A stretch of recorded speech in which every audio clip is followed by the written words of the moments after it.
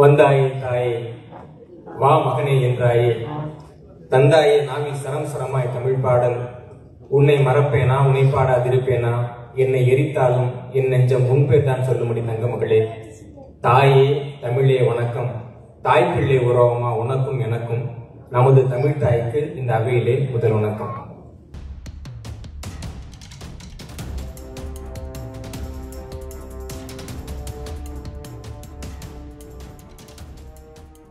அன்னை பர்னிச்சர்ஸ், அன்னை திருமண சீர்வரிசை பொருட்கள், டிவி, பிரிட்ஜ், வாஷிங் மெஷின் உள்ளிட்ட 200க்கும் மேற்பட்ட பொருட்கள் அடங்கிய திருமண சீர்வரிசை ரூபாய் 99,000 மட்டுமே. தமிழகம் முழுவதும் இலவச டோர் டெலிவரி. தொடர்புக்கு 7550144440 9345044044. நிம்மதி ப்ராப்பர்ட்டி மேனேஜ்மெண்ட். கான்டாக்ட் 7667008999.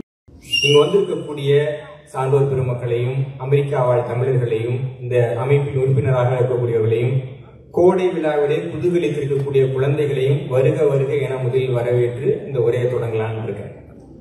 நாங்க இங்க வந்தப்போ எங்களுக்கு இந்த நிகழ்ச்சியில பேசணும் அப்படின்ற சொன்னப்போ எனக்கு ஒரு பெரிய குழப்பம் இருந்தது.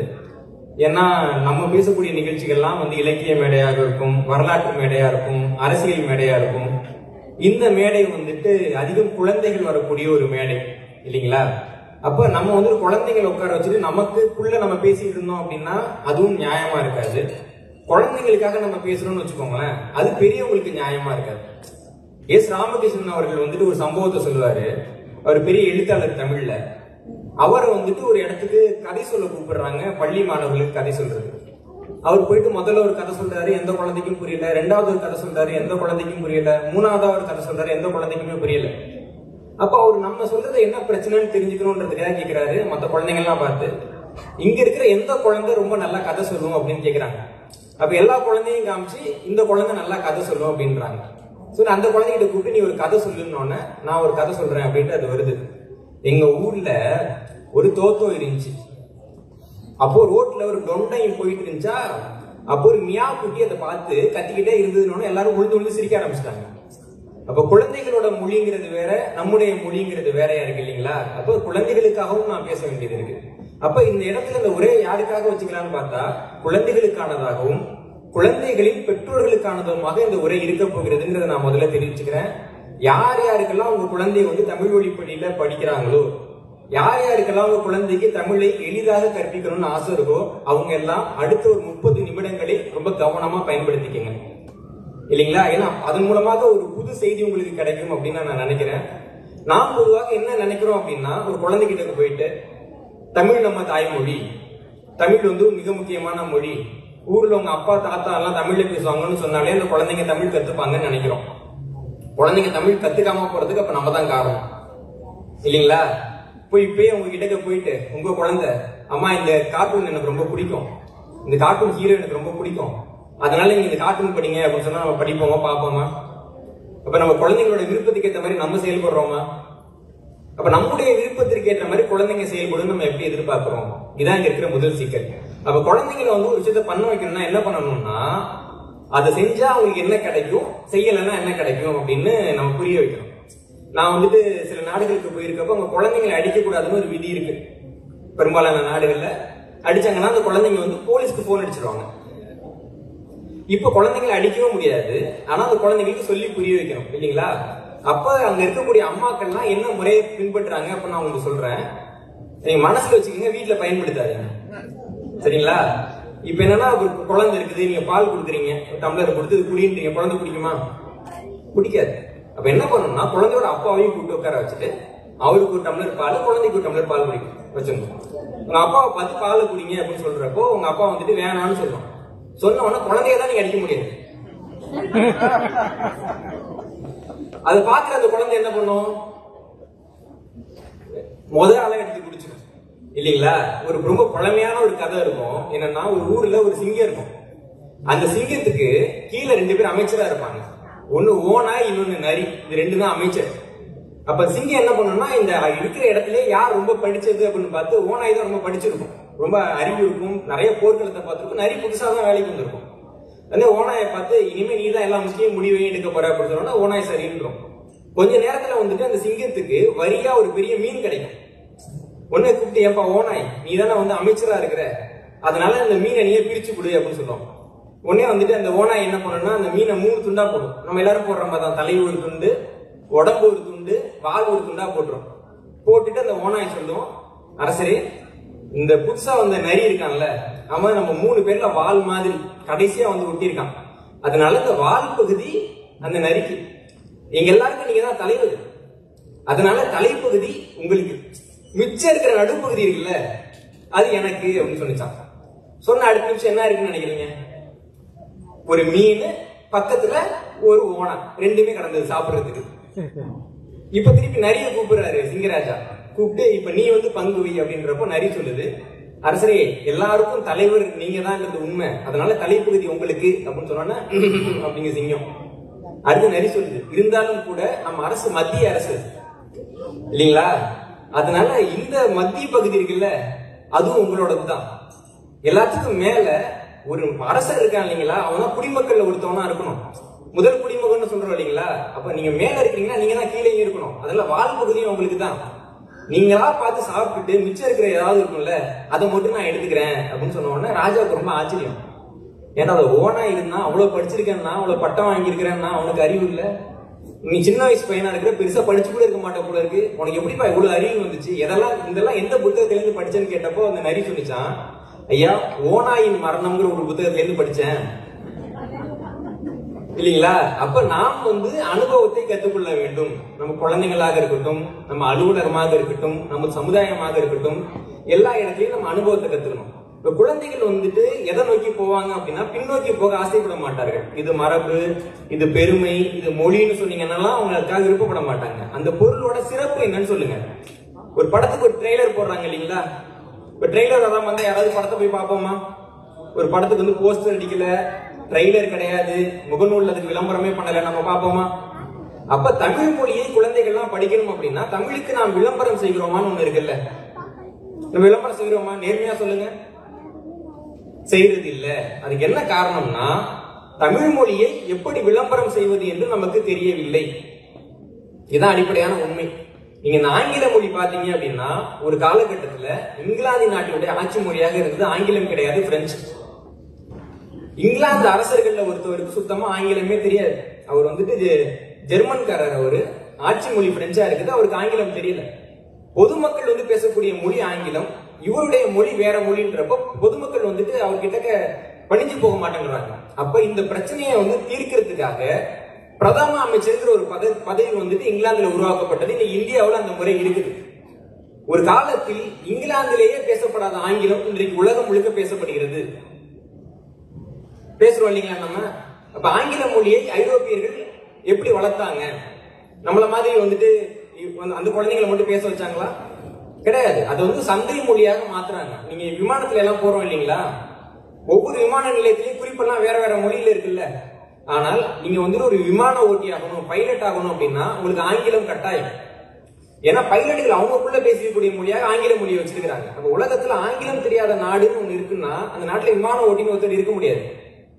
உங்களுக்கு புரியுது இல்லைங்களா? அப்ப அனைத்து துறைகள்லயும் அவங்க அந்த மொழியை கொண்டு போய் சேர்க்கிறப்போ இயல்பாக அந்த மொழி மக்களால் விரும்பி படிக்கப்படுகின்றது, வளர்கிறது.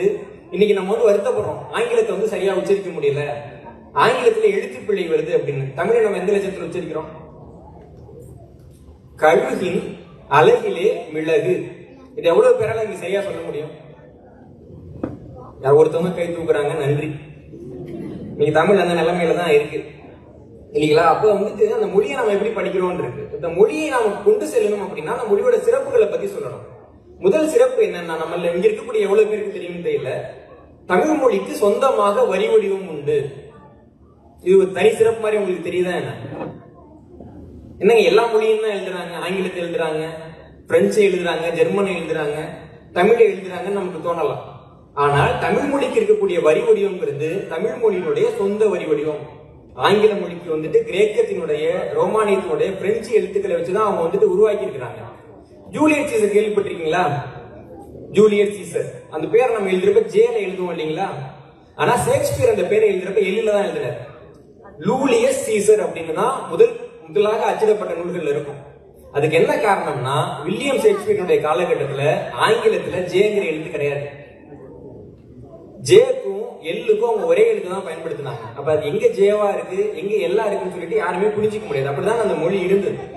இன்னும் சொல்லணும்னா சமஸ்கிருதம்னு ஒரு மொழி இருக்குல்ல, இந்தியாவுல ரொம்ப பழமையான மொழின்னு சொல்றாங்க இல்லைங்களா.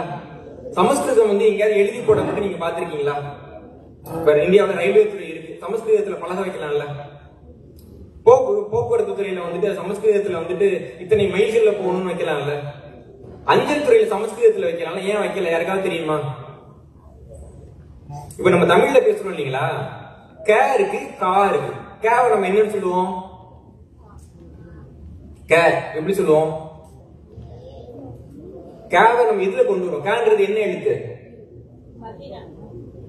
வல்லினம். அதுல உயிர்மை எழுத்துல குறில் எழுத்து. காங்கிறது நெடில் எழுத்து. இப்ப தமிழ்ல குறில் நெடில் ரெண்டு வகை இருக்குல்ல. சமஸ்கிருதத்துல ஸ்தாயின்னு ஒண்ணு இருக்கும். குறில் மேல் ஸ்தாயி கீழ் ஸ்தாயி. நெடில் மேல் ஸ்தாயி கீழ் ஸ்தாயின்னு இருக்கும். இப்ப அஜக அப்படின்னு ஒரு வார்த்தை இருக்கு. அது அஜக அப்படின்னா ஆடு, அஜக அப்படின்னா அது பிரம்மா. இப்ப நீங்க எல்லாம் கோயில பாக்குறீங்கல்ல, மந்திரம் சொல்ற பாட்டு பாடிட்டு இருக்காங்கல்ல, நம்ம என்ன நினைச்சுப்போம்? அவங்களுக்கு பாட தெரியுது பாடுறாங்கன்னு நினைச்சுப்போம். சிக்கல் என்னன்னா சமஸ்கிருத பாட மட்டும்தான் முடியும், பேச முடியாது. புரியுதா உங்களுக்கு? அப்போ நிறைய மொழிகளுக்கு இந்த மாதிரியான சிக்கல் இருக்கு. சொந்த எழுத்து வடிவம் கிடையாது, அவங்க உச்சரிக்கிறது இந்த சிக்கல்கள்லாம் இருக்கு. ஆனா தமிழ்ல பாத்தீங்கன்னா உயிர் மெய் ஒற்று அப்படின்னு தெளிவா அதை பிரிச்சிருக்கிறாங்க. தமிழ் மொழி தான் இன்றைக்கு அதிகாரப்பூர்வமாக இந்தியாவில் பழமையான மொழி. கிமு 7ஆம் நூற்றாண்டில் தமிழ் மொழி எழுதப்பட்டதற்கான சான்றுகள் நமக்கு கிடைச்சிருக்கு. அப்போ தமிழ் மொழியுடைய முதலாவது சிறப்பு அப்படிங்கிறது நம்முடைய எழுத்து முறை. இப்ப எகிப்துல பழைய எழுத்துக்கள்லாம் நம்ம பார்ப்போம் இல்லைங்களா, எல்லாம் காமிப்பாங்களே எகிப்துல எழுத்து இருந்ததுன்ட்டு. அந்த எழுத்துல 4 வெவ்வேறு வகைகள் இருக்கு. எகிப்திய மொழி எழுத்துக்கள் இன்னைக்கு பயன்படுத்தணும்னா ரொம்ப கடினமா இருக்கும். ஜப்பான் மொழி பார்த்திருக்கீங்களா? திரைப்படங்கள் எல்லாம் காமிப்பாங்களே, வீடு கட்டின மாதிரி எழுதி இருப்பாங்களே கட்ட கட்ட கட்டமா. இந்த ஜப்பானிய எழுத்துக்களை பாத்தீங்க அப்படின்னா அதுல அது எழுத்து கிடையாது, அது சொல். ஒரு உதாரணம் சொல்றேன். மரம் அப்படிங்கிறதுக்கு ஒரே ஒரு வரைபடம் மாதிரி இருக்கும், சித்திரை எழுத்து. மனிதன்கிறதுக்கு ஒரு வரைபடம் இருக்கும், வந்தான்ங்கிறதுக்கு ஒரு வரைபடம் இருக்கும். அது 3 எழுதி மரத்துக்கு மனிதன் வந்தான்ங்கிற மாதிரி அவங்க எழுதுவாங்க. ஜப்பான்ல இருக்கக்கூடிய எழுத்து முறை அப்படிதான். இப்ப நம்ம மரம்ங்கிறது தமிழ் எப்படி எழுதுறோம்? மான் ஒரு எழுத்து, ரான் ஒரு எழுத்து, இம்முன்னு ஒரு எழுத்து சேர்த்தா மரம்ங்கிற ஒரு எழுத்து வந்துருது இல்லையா. இப்ப நம்ம எழுத்து இருக்குது, அந்த எழுத்தை மீண்டும் மீண்டும் பயன்படுத்தி நம்ம விதவிதமாக வார்த்தைகளை உருவாக்குகிறோம். ஒரு காலகட்டத்தில் நம்ம கிட்ட கணினிங்கிற வார்த்தை கிடையாது. எப்படி உருவாக்குறாங்க? ஏற்கனவே இருக்கிற க நீ நீங்கிற 3 எழுத்தை வச்சு உருவாக்குறாங்க. இப்ப ஜப்பான்ல கணினி புதுசா அறிமுகமாதுன்னு வச்சுக்கோங்களேன். அவங்களால இந்த மாதிரி எழுத முடியுமானா எழுத முடியாது. கணினி என்பதற்கு புதிதாக அவர்கள் ஒரு எழுத்தை உருவாக்க வேண்டும். நம்ம எத்தனை வருஷம் தமிழ் படிச்சா நம்மளால எழுத முடியும்னு நினைக்கிறீங்க? 3 ஆண்டுகள். 3 ஆண்டுகள் ஒருத்தவங்க தமிழ் படிச்சாங்கன்னா எழுதிட முடியுமா? அதுக்கு பின்னாடி அவங்க தமிழ் எழுத திருப்பி படிக்கணும்னு அவசியம் இருக்கா? யாராவது வீட்டுக்கு போய் காங்க சாஞ்சா அப்படின்னு சொல்லிட்டு இருக்கோமா? கிடையாது. ஆனா ஜப்பானிய மொழியில முனைவர் பட்டம் பெற்ற ஒருவராக இருந்தாலும் ஒவ்வொரு ஆண்டும் அந்த மொழிக்கு புதிதாக வரக்கூடிய எழுத்துக்கள் என்னங்கிறத கத்துக்கிட்டே தான் இருக்கும். ஒரு ஜப்பானியர் சாகும் வரைக்கும் படிக்க வேண்டும். ஜப்பான் மொழி இந்த உலகத்தினுடைய 2வது மிக கடினமான மொழி. ஆனா என்னைக்காவது ஏதாவது ஒரு ஜப்பானியர் என் மொழி கடினமா இருக்குன்னு சொல்லி நம்ம பார்த்திருக்கோமா? 2ஆம் உலக போர் காலகட்டத்துல ஜப்பான் மீது அணுகுண்டு வீசப்பட்ட பொழுது அந்த தகவல் அவர்களுக்கு ஆங்கில மொழியில் சொல்லப்பட்டது. உடனே ஒரு போர் விமானம் இருக்க கூட அவங்க ஆங்கிலத்துல சொல்றப்போ பதில் சொல்லாம நீங்க ஜப்பானிய மொழியில சொல்லுங்க, நாங்க ரெஸ்பாண்ட் பண்றோம்னு உட்கார்ந்து இருந்தாங்க. குண்டு விழுந்துச்சு. ஆனா ஜப்பான் இன்னைக்கு வரைக்கும் எழுதுதான் நடந்துகிட்டு இருக்காங்க இல்லீங்களா. அப்போ எதுவாக இருந்தாலும் எனக்கு தாய்மொழி முக்கியங்கிற எண்ணம் ஜப்பானியர்கிட்ட நம்ம கத்துக்கணும். எல்லாத்துக்கும் மேல துருக்கியில ஒரு நாடு இருக்குல்ல, அந்த நாட்டை மறுகட்டமைப்பு செய்தார்கள். அப்ப மறுகட்டமைப்பு செய்யறப்ப அங்க இருக்கிற மொழியியல் அறிஞர்கள்லாம் போயிட்டு துருக்கியினுடைய முதலாவது அதிபர் கிட்ட சொல்றாங்க, கமால் கிட்ட சொல்றாங்க, நாம் புதிய நாட்டுல துருக்கிய மொழியை தான் வச்சுக்கணும்னு அவசியம் கிடையாது, ஆங்கில மொழியை வச்சுக்கலாம், அது ரொம்ப அழகா இருக்குது, ஜெர்மன் மொழியை வச்சுக்கலாம், அது ரொம்ப அழகா இருக்குது, பிரெஞ்சு மொழியை வச்சுக்கலாம், அது ரொம்ப அழகா இருக்கு அப்படின்னு சொன்னாங்க. அதுக்கு அந்த முதலாவது அதிபர் சொன்ன பதில் தான் நாம் அனைவரும் உற்று கவனிக்க வேண்டியது. அந்த அதிபர் சொன்னாரு, எனக்கு ஒரு அம்மா இருக்கிறாங்க, அவங்க அழகானவங்க கிடையாது, படிச்சவங்க கிடையாது, ரொம்ப பண்பானவங்கன்னு சொல்ல முடியாது, ஆனால் அதற்காக என்னால் இன்னொரு பெண்ணை எனது அம்மா என்று ஒத்துக்கொள்ள முடியாது. ஒரு மனிதனுக்கு தாய் எப்படி பிறப்பால் வருகிறதோ அது போலதான் மொழியும் பிறப்பால் வருகிறது. அதனால் துருக்கி என்பது இந்த நாட்டினுடைய பெயராக இருந்தால் இந்த மொழிதான் இந்த நாட்டினுடைய மொழியாக கடைசி வரைக்கும் இருக்கும் என்று அவர் சொன்னார். ஆனா இன்னைக்கு நம்ம என்ன சொல்றோம், நான் மட்டும் தமிழ்நாட்டுல பிறக்காம இருந்தேன்னா பீகார்ல பிறந்திருப்போம் இல்லைங்களா? என்னைக்காவது ஒரு நாள் நம்ம தமிழ்நாட்டுல பிறந்திருக்கோம்னு சந்தோஷப்பட்டிருக்கோமா? இந்தியாவின் மிகச்சிறந்த மாநிலங்கள்ல ஒண்ணு, கல்வி அறிவுல வந்து ஐரோப்பிய நாடுகளுக்கு இணையான உயர்கல்வி இருக்கக்கூடிய மாநிலம். என்னைக்காவது நான் வந்துட்டு தமிழ்நாட்டுல பிறந்திருக்கோம் நம்ம சந்தோஷப்பட்டிருக்கோமா? கிடையாது. திருப்பி திருப்பி நமக்கு இது இல்ல அது இல்லன்ற ஒரு பிரச்சனை தான் இருக்கு. அடுத்ததாக தமிழ் மொழியுடைய சிறப்பு என்னன்னா, தமிழ் மொழியில இருக்கக்கூடிய எண் முறை, நியூமெரிக் சிஸ்டம்னு சொல்லுவாங்கல்ல, இந்த எண் முறை நம்மள எவ்வளவு பேருக்கு தெரியும்னு தெரியல. ஒரு காலகட்டத்துல இந்த 1 2 3 4 5 6 7 8 9 10 எழுதுறாங்கல்ல, இந்த முறை உலகத்துல கிடையாது. அப்ப எப்படி எழுதுவாங்கன்னா 1 10 100 1000 இந்த இடம் மட்டும் இருக்கும். 1க்கு ஒரு குறியீடு இருக்கும், 10க்கு ஒரு குறியீடு இருக்கும், 100க்கு ஒரு குறியீடு இருக்கும், 1000க்கு ஒரு குறியீடு இருக்கும். இந்த குறியீடை பயன்படுத்தி அவங்க எப்படி எழுதுவாங்கன்னா, ஒரு உதாரணம் சொல்றேன். இப்ப 20ன்னு வச்சுக்கோங்களேன், 10க்கான குறியீடு 2 தடவை போடணும். இப்ப நம்ம ரோமன் எழுதுவோம், XX 2 தடவை போட்டா என்ன அர்த்தம்? 20. XX போட்டு 2 கோடு போட்டா 22. இதுதான் உலகத்தினுடைய மிக பழமையான எண் முறைங்கிறது. எகிப்துல பார்த்தோம்னா இந்த எண் முறையில தான் வச்சிருக்காங்க. அதுக்கு பின்னாடி கிரேக்கர்கள் வந்துட்டு அக்ரோபோனிக்ங்கிற புது எண்முறையை உருவாக்குறாங்க. இந்த அக்ரோபோனிக் எண்முறையில பாத்தீங்கன்னா 1 2 3 4க்கும் கோடு மட்டும் தான் இருக்கும். ஒரு கோடு போட்டா 1, 2 கோடு போட்டா 2, 3 கோடு போட்டா 3, 4 கோடு போட்டா 4, 5வதுக்கு வீலும் போட்டுருவாங்க. அதுக்கப்புறம் மத்த எண்முறை இருக்கும் அக்ரோபோனிக். இந்த அக்ரோபோனிக் முறையில இருந்து தான் ரோமன் லெட்டர் வந்துச்சு. ஆனால் இந்த உலகத்துல 0ங்கிற ஒரு எண்ணு கண்டுபிடிக்காம போயிருந்தோம்னு வச்சுக்கோங்களேன், நம்மளால வந்துட்டு இன்னைக்கு எண்களை எழுதவே முடியாது. உதாரணம் சொல்றேன், எகிப்துல 999 அப்படிங்கிற எண்ணை எழுதணும்னா எத்தனை குறியீடு தேவைன்னு நினைக்கிறீங்க?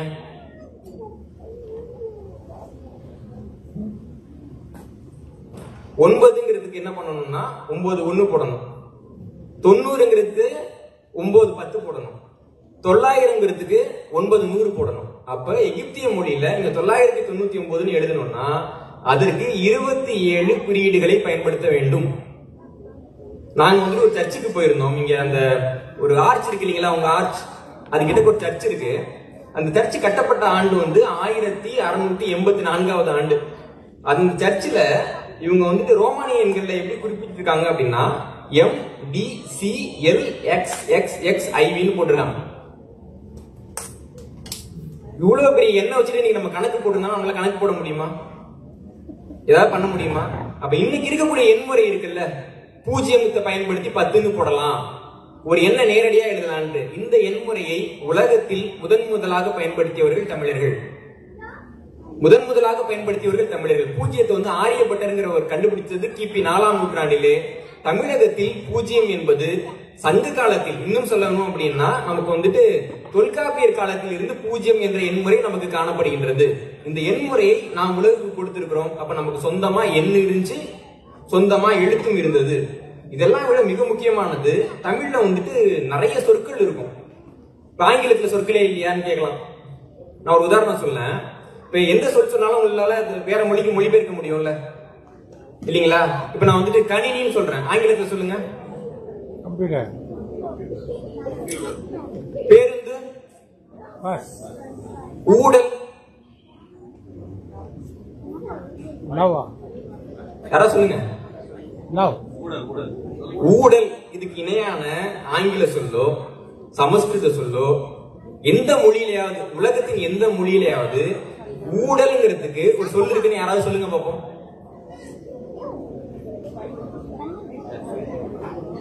என்னங்க யாரும் பேசாம இருக்கீங்க?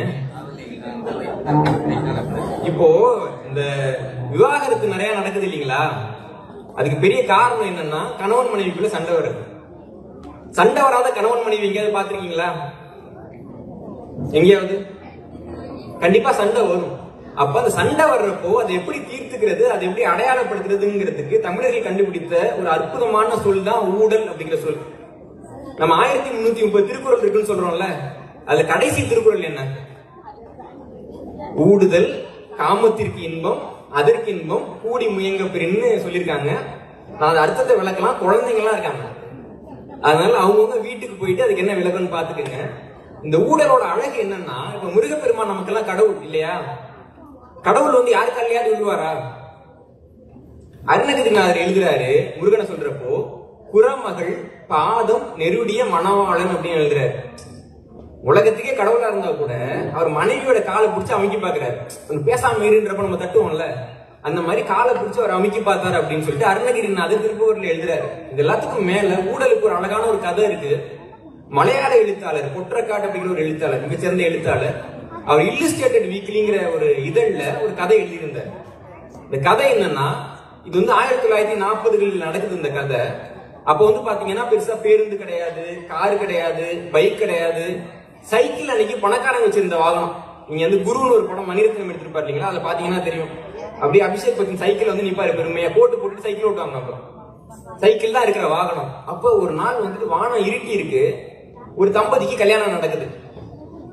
கல்யாணம் நடந்த உடனே கணவர் கேட்பாங்கல்ல, முதல்ல உனக்கு என்னமா வேணும் இந்த உலகத்துல? வானவில்ல வளைக்கவா? அது ஏற்கனவே வளைஞ்சுதான் இருக்குங்க, நம்ம ஒண்ணு வளைக்க வேணாம். ஒரு ஜோர்ல கேட்கறது இருக்கு இல்லைங்களா, அப்படி அந்த கணவர் கேட்கிறாரு, நம்ம வீட்டுக்கு போறோம், உனக்கு என்னமா வேணும் அப்படின்னு கேட்கிறப்போ அந்த பெண் என்ன சொல்றாங்கன்னா, எனக்கு வந்துட்டு ஒரு ஆரஞ்சு பழம் வேணும்னு கேக்குறாங்க. நீங்க ஆரஞ்சு பழம் நம்ம எல்லாருக்கும் கிடைக்குது இல்ல? ஒரு காலகட்டத்தில் ஆரஞ்சு பழம் அப்படி எல்லாம் கிடைக்காது. ஒரு பெரிய கடைகள்ல மட்டும்தான் ஆரஞ்சு பழம் இருக்கும். வெள்ளைக்காரங்க சாப்பிடறதுக்காக வச்சிருப்பாங்க. நம்ம எல்லாம் வாழைப்பழம் தான் சாப்பிட்டு இருப்போம். அப்ப அவங்க ஆரஞ்சு பழம் வேணும்னு கேட்டோன்னா, இருமா நான் போய் இந்த ஆரஞ்சு பழம் வாங்கிட்டு வரேன். அந்த பெண்ணை வீட்டுல விட்டுட்டு முதலிரவுக்கு வர வேண்டிய பையன் ஆரஞ்சு பழம் வாங்குறதுக்காக வெளில போற சைக்கிள் எடுத்துக்கிட்டு போறப்போ முதல்ல மழை லேசா தூர ஆரம்பிக்குது, மழை பெய்ய ஆரம்பிக்குது. சைக்கிள்ல வந்துட்டு டியூப்ல காத்து போகுது. அப்புறம் சைக்கிள் ஓட்ட முடியல, ஒரு ஓரமா போட்டு எங்கேயாவது போலாம்னு போறாரு. போய் ஒரு கடையில ஆரஞ்சு பழம் இருக்கான்றாரு, இல்லன்றாங்க. இன்னொரு கடையில ஆரஞ்சு பழம் இருக்கான்றாரு, இல்லன்றாங்க. போயிட்டே இருக்கிறப்ப அந்த கடைகள்ல எதுவுமே இல்லை, நேரம் ஆயிட்டே போயிட்டு இருக்கு. எந்த பழமுமே இல்லைங்க, கடையை மூடிட்டோம், கடையே இல்லைங்க. இதுக்கப்புறம் கடையே இல்லைன்ற நிலைமை வருது. ஒரு 3 மணி நேரம் அலையிறாரு. கடைசியாக அவருக்கு ஒரே ஒரு கடை மட்டும் திறந்துருக்கு. போய் இந்த கடையில அவர் என்ன கேட்கிறாருன்னா, என்ன பழம் இருக்கோ கொடுங்கன்றாரு. சொன்ன உடனே அவங்களுக்கு வந்து 2 நேந்திர வாழைப்பழம் தராங்க, இந்த பழம் தாங்க இருக்கு அப்படின்ட்டு. அவர் சரின்னு சந்தோஷமா அந்த பழத்தை வாங்கிட்டு, ஏதோ ஆஸ்கர் அவார்டு வாங்கின மாதிரி ஒரு மகிழ்ச்சியா 2 பழத்தையும் 2 கையில தூக்கிட்டு நேரா வீட்டுக்கு போறாரு. கதவை தட்டி, இங்க இருந்தா பாரு நான் ஒரு பழம் வாங்கிட்டு வந்துட்டேன் அப்படின்னு அந்த மனைவி கிட்ட கொடுக்குறாரு. கொடுத்தவங்க என்ன பண்ணிருப்பாங்கன்னு நினைக்கிறீங்க? தாமஸ் ஆல்வா எடிசன் இருக்காரு இல்லைங்களா, இது சொல்லுவாங்க, நடந்ததா என்னன்னு தெரியல. அட்டராத்திரி 12 மணிக்கு தான் முதல்ல பல்பு கண்டுபிடிக்கிறாரு. அவர் வந்து ஒரு 1300 தடவை பல்பு வாங்கின பின்னாடி தான் அவர் பல்பு எரிஞ்சிச்சு. ராத்திரி 12 மணிக்கு பல்பு போடுறாரு. வீட்டுல அந்த கண்டுபிடிப்பை யார்ட்டாவது காமிக்கணும். வீட்டுல ராத்திரி 12 மணிக்கு யாரு இருப்பா? மனைவி இருக்கிறாங்க. 12 மணிக்கு மனைவி எழுப்பி, இங்க பாரு விளக்கு எரிதுன்னு இருக்காரு. அவங்க என்ன சொல்லிருப்பாங்கன்னு நினைக்கிறீங்க? ஆஃப் பண்ணிட்டு படு. அந்த மாதிரி இந்த அம்மாட்ட போயிட்டு நீங்க வாழைப்பழத்தை கொடுத்து அந்த அம்மா வாங்கிட்டு ஆரஞ்சு இல்லையோ அப்படி கீழே போட்டாங்க. அவருக்கு பயங்கர கோவம். நான் இவ்வளவு தூரம் போய் 2 மணி நேரம் ஊரெல்லாம் நாய் மாதிரி சுத்தி ஒரு பழம் வாங்கிட்டு வந்திருக்கிறேன், என்ன ஆரஞ்சு இல்லை கீழே போட்ட ஓங்கி பல்லாரும் வராறாரு. கட்டு 40 வருஷம் ஆகுது. இப்ப அவங்க பாட்டி ஆயிட்டாங்க, இவர் தாத்தா ஆயிட்டாங்க. இந்த தாத்தாவுக்கு சரியா கண்ணு தெரியல, காது கேட்கல. அந்த அம்மா கத்தி சொன்னாங்கன்னா தான் கேட்கும். அப்ப தூரமா அவங்க உட்கார்ந்து இருக்கிறாங்க. உட்கார்ந்து இருக்கிறப்ப அந்த அம்மா ஏதோ ஒண்ணு பண்றாங்க. கேட்கிறாரு இவர், அம்மு என்னம்மா பண்ணிட்டு இருக்க அப்படின்னு கேட்கிறாரு. பழம் சாப்பிட்டுக்கிட்டு இருக்கேன் அப்படின்றாங்க அவங்க. என்ன பழம் அப்படின்னு கையில பாக்குறாங்க, வாழைப்பழம் இருக்கு. ஆரஞ்சு அப்படின்னாங்களா அவங்க. இதுக்கு பேர் தான் ஊடல் இல்லைங்களா? அப்போ ஒரு துயரமான சம்பவம் ஒரு கணவன் மனைவிக்கு நடுவில் நடக்கிறப்போ காலத்தை கடந்து அந்த வலிக்க வேண்டிய சம்பவம் வந்துட்டு ஒரு இயல்பா ஒரு நகைச்சுவையா அன்பா மாறுது இல்ல, இதற்கு பெயர் தான் ஊடல். இந்த ஊடல் என்று சொல்வதற்கு மற்ற மொழிகள்ல சொற்களே இல்லைன்றப்போ நம்ம தொல்காப்பியர் காலத்துல ஆரம்பிச்சு, திருவள்ளுவர் காலத்துல ஆரம்பிச்சு, சங்க இலக்கியங்கள்ல ஆரம்பிச்சு, பக்தி இலக்கியங்கள்ல ஆரம்பிச்சு ஒவ்வொரு இலக்கியங்களிலும் ஊடலை பற்றி பெருமையாக சொல்லி இருக்கிறோம் என்றால், காதலின் மொழி தமிழ். தமிழ் மொழியில் இருக்கக்கூடிய சொற்கள் எந்த மொழியிலும் இன்றைக்கு வரை இல்லை என்பதுதான் உண்மை நண்பர்களே.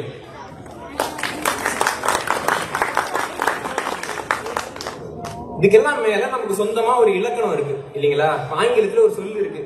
ஒரு சொல்லு ஒரு மாதிரி எழுதுவாங்க, ஏதோ ஸ்பெல்லிங் எல்லாம் போட்டு எழுதுவாங்க. KNIF போட்டுட்டு என்ன படிக்க சொல்லுவாங்க? நைஃப். WORK எப்படி படிக்க சொல்லுவாங்க? WORK எப்படி படிக்கணும்? ஒர்க். R வந்துட்டு எழுதுவாங்க, ஆனா சைலண்ட் லெட்டர், அதையும் எழுதணும். அப்புறம் நம்ம ஊர்ல ஒரு பழக்கம் வச்சிருக்காங்க பாத்தீங்களா, கேபிட்டலுக்கு என்ன ஸ்பெல்லிங்? புது ஆங்கிலத்துல TAL கேபிட்டல் முடியும், பழைய ஆங்கிலத்துல கேபிட்டோல்னு முடியும், TOL அப்படின்னு போடுவாங்க. ஏன் வந்துட்டு அவங்க ஓ போட்டாங்க, ஏன் இந்த இடத்துல ஏ போட்டாங்க, ஏன் வந்துட்டு கேன்றது சைலண்ட் லெட்டர், ஏன் ஆறுங்கிறது சைலண்ட் லெட்டர் யாராவது சொல்ல முடியுமா? ஆங்கில மொழியினுடைய இலக்கணம் உங்களுக்கு என்ன சொல்லணும்னா, WRKன்னு போட்டா நீ ஒக்குன்னு தான் படிக்கணும்னு சொல்லுமே தவிர ஏன் நீ அதை ஒக்குன்னு படிக்கணும்னு சொல்லாது. இந்த இலக்கணத்தை எப்படி பயன்படுத்துறதுன்னு சொல்லாது.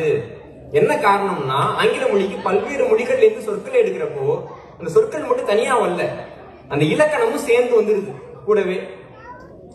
வர்றப்ப அதை பயன்படுத்துறப்ப என்ன ஆகுதுன்னா, ஆங்கில மொழிக்கு ஏற்கனவே ஒரு இலக்கணம் இருக்குல்ல, அந்த இலக்கணத்துக்கு இந்த வார்த்தைக்கு ஒரு முரண்பாடு இருக்கு.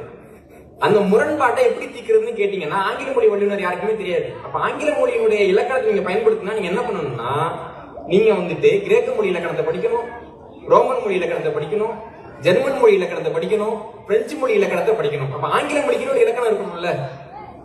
இப்ப இந்த எல்லா மொழிகளுடைய இலக்கணமும் சேர்ந்ததான் ஆங்கில மொழியோட இலக்கணம். இன்னைக்கு பெரும்பாலான மொழிகளுக்கு சொந்தமாக இலக்கணம் கிடையாது, ஆனா தமிழ் மொழிக்கு சொந்தமா ஒரு இலக்கணம் இருக்கு. இப்ப தமிழ் மொழியில இருந்து ஆங்கில மொழிக்கு ஏதாவது இலக்கணம் போயிருக்கணும்ல, இல்லீங்களா? இத்தனை மொழிகள்ல இருந்து எடுத்திருக்காங்கன்னா தமிழ் மொழியில இருந்து எடுத்துக்கணும்ல. அப்ப என்ன இலக்கணம் போச்சுன்னு பாக்குறப்போ ஒரு உதாரணம் சொல்றேன். தமிழ்ல வந்து ஓர்னு ஒரு சொல் இருக்கு, ஒருன்னு ஒரு சொல் இருக்குல்ல.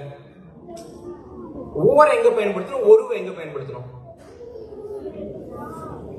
உயிர் எழுத்து வந்தா ஓர் பயன்படுத்தணும், ஓர் அம்மா, ஓர் ஆலமரம், இப்படி பயன்படுத்தணும். மற்ற இடங்கள் வருதுன்னு வச்சுக்கோங்களேன், ஒரு வீடு, ஒரு வாசல் பயன்படுத்தலாம். அது தமிழ் மொழியில இருக்கக்கூடிய இலக்கணம். நம்ம இலக்கணம் பற்றி இப்ப பெருசா பயன்படுத்துறது இல்ல, எல்லாத்துக்கும் நம்ம ஒரு தான் போட்டுக்கிட்டு இருக்கோம். இலக்கணம் அதுதான் அப்படி பயன்படுத்தணும். ஆங்கிலத்துல ஏ எங்க பயன்படுத்தணும், ஆன் எங்க பயன்படுத்தணும்? வவல்ஸ் வந்தா ஆன் பயன்படுத்தணும், வவல்ஸ் வரலன்னா ஏ பயன்படுத்தணும். யூனியன் ஒரு வார்த்தை இருக்கு, முதல் எழுத்து என்ன? வவல்ஸா? அதுக்கு முன்னாடி என்ன வரும்? வவல்ஸ்னா ஆன் தாங்க வரணும். ஏன் வருது? ஒன் லெக்டு பர்சன், இதுக்கு முன்னாடி என்ன வரணும்? ஏன் ஒன் லெக்டு பர்சன் தான் எழுதுறாங்க? ஏன்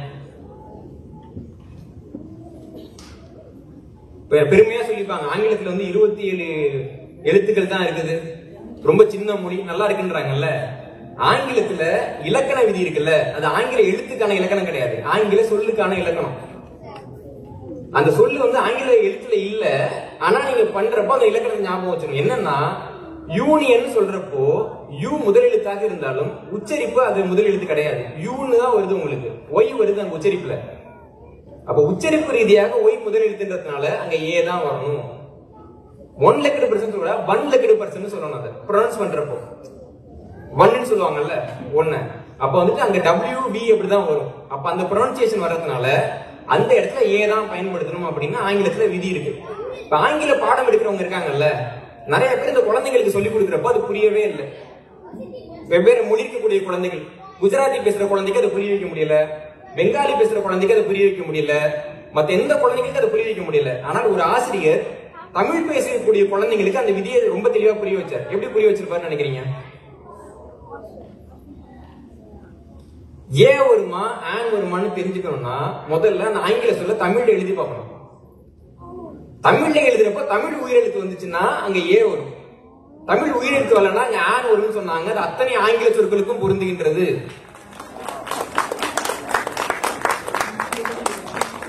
அப்ப நமக்கு ஒரு இலக்கணம் இருக்கு, நமக்கு எவ்வளவு பேருக்கு அந்த இலக்கணம் இருக்குன்னு யாருக்கு தெரியும்?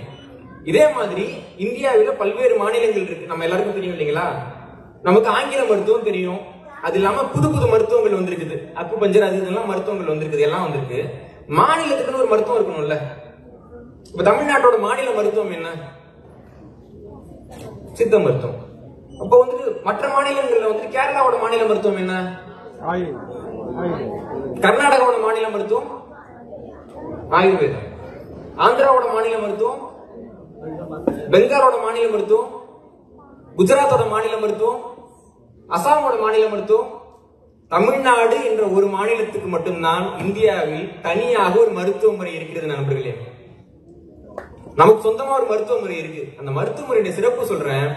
கொரோனான்னு ஒரு வியாதி வந்தது இல்லைங்களா, ஐரோப்பாவே ஆடிக்கிட்டு இருந்தது, இந்தியாவில் அவ்வளவு பேர் இறந்தாங்க. அந்த காலகட்டத்தில் மற்ற எந்த மருத்துவ முறையும் 90 விழுக்காட்டுக்கு மேல வெற்றிகரமா நடக்கல. அந்த காலகட்டத்துல 100% வெற்றிகரமாக வந்த அனைத்து பேரையும் காப்பாற்றிய ஒரே மருத்துவ முறை தமிழ்நாட்டின் சித்த மருத்துவ முறை. இது எல்லாத்தையும் விட நம்ம மொழியோட அழகு என்ன தெரியுமா? அந்த உச்சரிப்பு. நம்ம வந்துட்டு இப்ப வெங்கலக்காரங்க பேசுறப்ப சொல்லுவோம்ல, பேசுதா பாடுதானே தெரியலப்பா, இவ்வளவுதான் கேட்கும். நமக்கு எவ்வளவு அழகா அந்த மொழியை உச்சரிக்கிறாங்க. இப்ப பிரெஞ்சுக்காரங்க எல்லாம் பாத்தீங்கன்னா நம்ம பேசுறத பார்த்துட்டு கடையில வந்துட்டு ஏதாவது பேசிட்டு இருந்தோம்னு வச்சுக்கோங்களேன், என்ன சண்டை போடுறீங்க, ஏதாவது பிரச்சனையானு கேட்பாங்க. நம்ம ஊர்ல எப்படி பேசுவோம்னு வச்சுக்கோங்களேன், ஒரு ஆள் இங்க இருக்கிறாரு, நம்ம ஒரு கருத்து சொன்னா பக்கத்துல போய் சொல்ல மாட்டோம், நம்ம இன்னும் 4 அடி பின்னாடி போய் நின்னுப்போம். எலே எப்படி இருக்க அப்படிமோ, அவருக்கு நல்லா தாண்டா இருக்கேன் அப்படிம்பாங்க இல்லையா? நம்முடைய வெப்பம் வந்துட்டு நமக்கு சத்தமாக பேசுறதுக்கு வந்து அனுமதிக்குது. நாம சத்தமா பேசுறோம். பிரெஞ்சுக்காரங்க அப்படி பேசுவாங்களா? முதல்ல ஏந்திரிச்சு கிட்ட வந்து மெதுவா பேசுவாங்க. இது அந்த மொழி. அந்த மொழியினுடைய அந்த தன்மையே நம்ம என்ன சொல்றோம்னா இசை மாதிரி இருக்குன்னு சொல்றோம். ஆனா தமிழ்ல வந்து முத்தமிழ்னு சொல்லுவோம்ல. என்னென்ன தமிழ் இது? இயற்றமிழ், இசைத்தமிழ், நாடகத்தமிழ். இப்ப நம்ம பள்ளிக்கூடத்துல என்ன தமிழ் சொல்லி கொடுத்துட்டு இருக்கோம்? இயற்றமிழ். எழுதுறதுக்கான தமிழுக்கு பேரு இயற்றமிழ். அப்ப இசைத்தமிழ், நாடகத்தமிழ்னா என்னங்க? நம்ம என்ன சொல்லி கொடுக்கறது இல்ல. என்னன்னா தமிழுக்கு வந்து தனியாக ஒரு இசை இருந்தது. திரும்பவும் சொல்றேன், மற்ற மாநிலங்கள்ல பாத்தீங்கன்னா கர்நாடக இசை, தமிழ்ல மட்டும் தமிழ் இசைன்னு ஒண்ணு இருந்தது. மற்ற மாநிலங்கள் இருக்கிறதுக்கு வந்து ராகம் அப்படின்னு பேரு, தமிழ்ல இருக்கிறதுக்கு பண் அப்படின்னு பேரு. இளையராஜாவோட சிம்பனி எல்லாம் பாத்தீங்கன்னா உங்களுக்கு தெரியும், பண் அடிப்படையில் தான் அவங்க உருவாக்கி இருப்பாங்க. இதுல திருவிராகம்ங்கிறது ஒரு பண். அந்த ஒரு பண்ணை உடைக்கிறப்ப கிடைக்கிறதுதான் ராகங்கள். அதனாலதான் அதுக்கு ராகம் அப்படின்னு பேரே வந்துச்சு. இதை பத்தி ஆபிரகாம் பண்டிதர் உட்பட்ட நிறைய பேர் எழுதியிருக்காங்க. ஆபிரகாம் பண்டிதர், மம்மூது, நிறைய பேர் இதை பத்தி எழுதியிருக்கிறாங்க. வாய்ப்பு இருக்கிறவங்க படிங்க. அப்போ நமக்குன்னு இருக்கக்கூடிய அந்த இசை இருக்குல்ல, அது ரொம்ப அற்புதமான இசை. அது வந்துட்டு நம்ம புரிஞ்சுக்கணும்னா உங்களுக்கு ஒரு விஷயம் சொல்றேன். இந்த இசை, தமிழ் இசையை நீங்க கேட்டிருக்கீங்களா? யாராவது கேட்டிருக்கீங்களா? இசை தமிழ் யாராவது கேட்டிருக்கீங்களா? நீங்க எல்லாம் கேட்டிருக்கீங்க.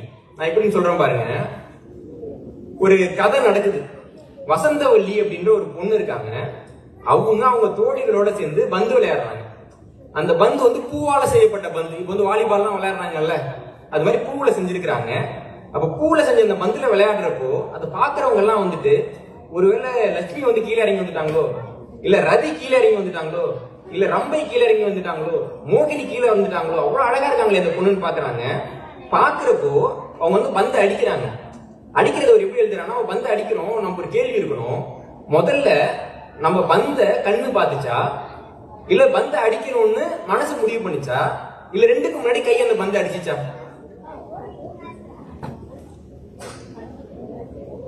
சொல்ல முடியாது இல்லீங்களா? எது முதல்ல நடந்தது நம்மளால சொல்ல முடியாது. ஏன்னா 3 ஒரே வேகத்துல வேலை பார்க்குது.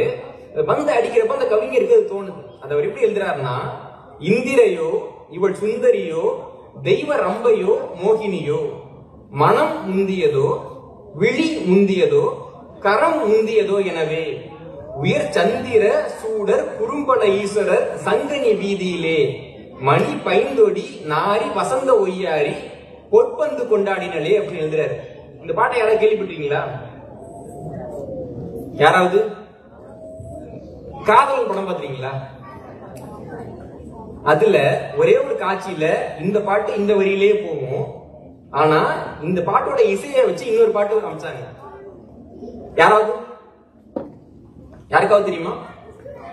இப்ப எல்லாருக்கும் தெரியும் பாருங்க, நல்லா கவனிங்க, சத்தம் கூடாது. இந்திரையோ இவள் சுந்தரியோ தெய்வ ரம்பையோ மோகினியோ, மனம் முந்தியதோ விழி முந்தியதோ கரம் முந்தியதோ எனவே உயர் சந்திர சூடர் குறும்பல ஈஸ்வரர் சங்கனி வீதியிலே மணி பைந்தொடி நாரி வசந்த ஒய்யாரி பொற்பந்து கொண்டாடினளே விழி முந்தியதோ கரம் முந்தியதோ மனம் முந்தியதோ எனவே என்னவளே அடி என்னவளே எந்த இதயத்தை தொலைத்து விட்டேன். இதான் அந்த பாட்டு. தமிழ் இசை கேட்டீங்களா இல்லையா? கேட்டுக்கோ. ஆனா அது தமிழ் இசை என்று தெரியாத அளவுக்கு, நமக்கு வந்து அந்த இசையை அடையாளம் காண முடியாத அளவுக்கு இசைத்தமிழில் இருந்து நாம் விலகி இருக்கிறோம். இப்ப நம்ம இசைக்கருவிகள் வாசிக்கிறோம்ல, இப்ப ஒரு பாட்டு இருக்குன்னு வச்சுக்கோங்க, ஒருத்தவங்க பாடுறாங்க, அந்த பாட்டை இன்னொருத்தர் வயலின்ல வாசிக்க முடியுமா முடியாதா? முடியும். இன்னொருத்தர் வந்து மேளத்துல இசைக்க முடியுமா முடியாதா? ஒரே கீபோர்ட்ல வாசிக்க முடியுமா முடியாதா? முடியும். ஆனா தமிழ்ல வந்துட்டு சில பண்கள் இருக்கும், அந்த குறிப்பிட்ட பண்ணை குறிப்பிட்ட இசைக்கருவியால வாசிக்க முடியாது. உதாரணம் சொல்லணும்னா யாழ்முறி அப்படின்னு ஒரு பண் இருக்கு. என்ன நடக்குதுன்னா, திருஞான சம்பந்தர் இருக்காரு இல்லைங்களா, அவர் ஒரு கோயிலுக்கு போயிட்டு பாட்டு பாடுறாரு. அவர் கூட யாழ் வந்து திருநீலகண்ட யாழ்ப்பாணர்ங்கிறவர் யாழ் மீட்டுவார். அப்ப அங்க வந்த ஒருத்தவர் வந்துட்டு பெருமையா பேசுறதுக்காக இந்த திருஞான சம்பந்தர்லாம் என்னையா பாட்டு பாடுறாரு, இந்த யாழ்ப்பாணர் வாசிக்கிறார் இல்லைங்களா, அவர் வாசிச்சுதான் இது வந்து நல்லா போகுது அப்படின்னு சொல்றாரு. நம்ம ஊர்ல 4 பேர் இதுக்குன்னே இருப்பானுங்க.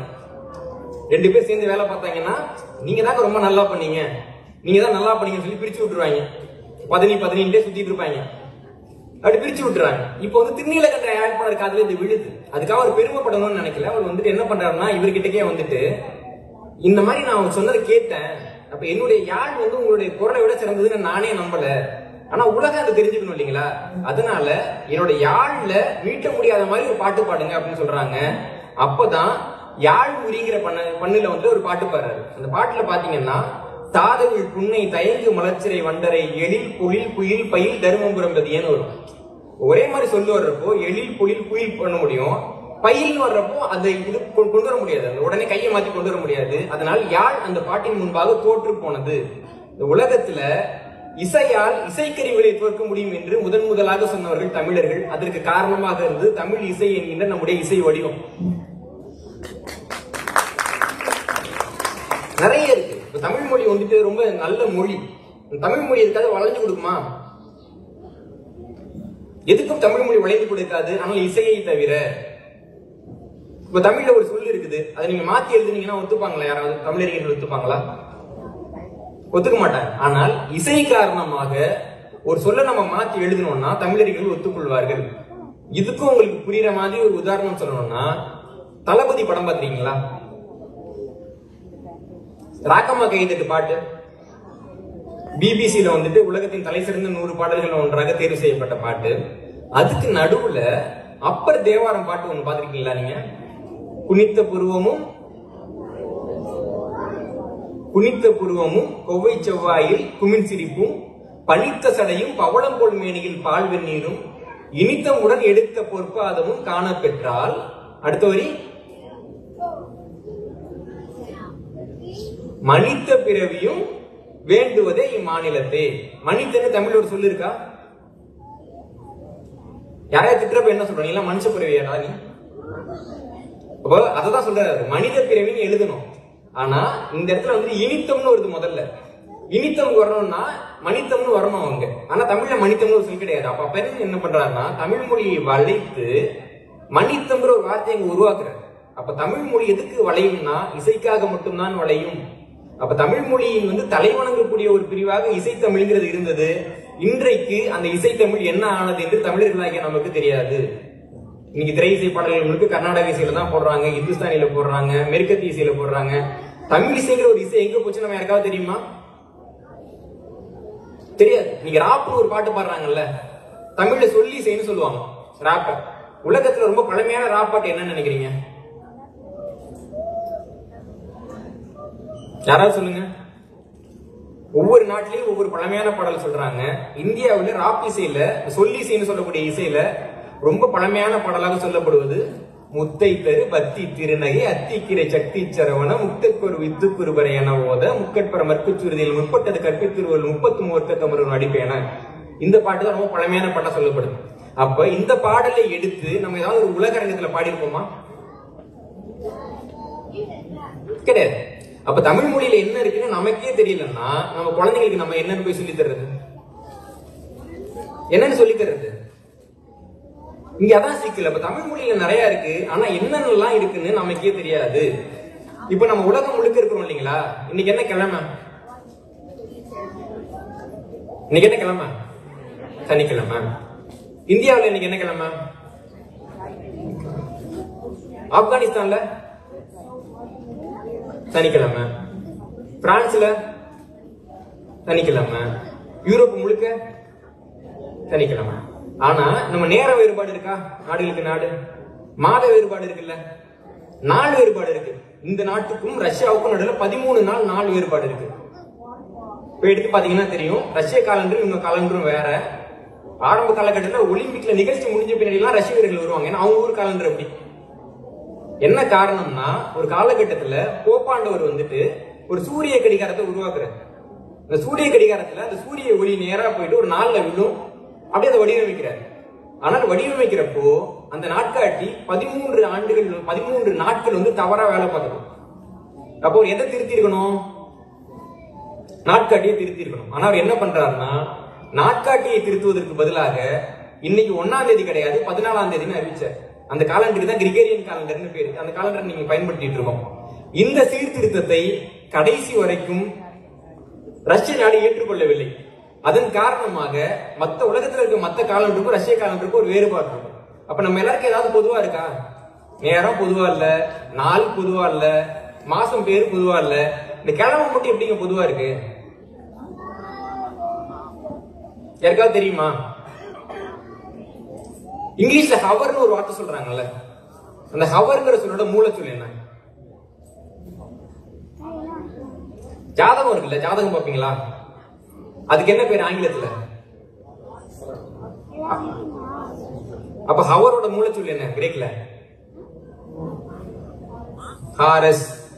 இந்த ஹாரஸ்ங்கிற சொல் எங்கேருந்து வருது? நிறைய அறிஞர்கள் சொல்லியிருக்கிறாங்க, தமிழ்ல வந்துட்டு ஓரை அப்படின்னு ஒரு சொல்லு இருக்கு. ஓரைன்னா 60 நிமிடங்களை கொண்டதுன்னு அர்த்தம். அந்த ஓரைங்கிற சொல்லுதான் வந்துட்டு கிரேக்கத்துக்கு வந்து ஹாரோன்னு போச்சு, ஆங்கிலத்துக்கு ஹவர்னு வந்துச்சுன்னு சொல்றாங்க.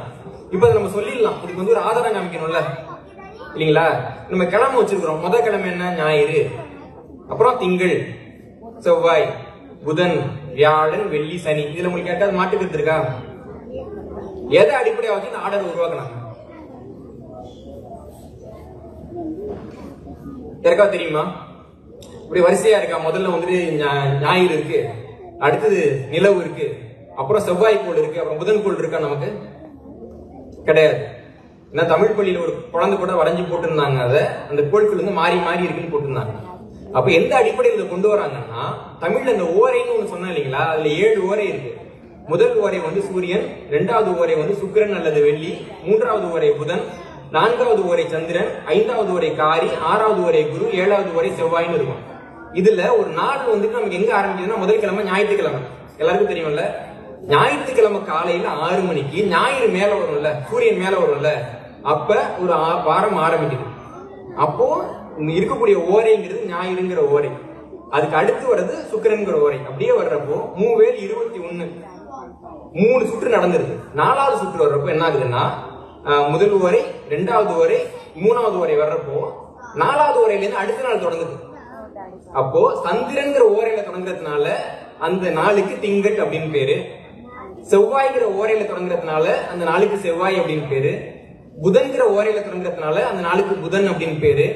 வியாழன்கிற ஓரையில தொடங்குறதுனால அந்த நாளுக்கு வியாழன் அப்படின்னு பேரு.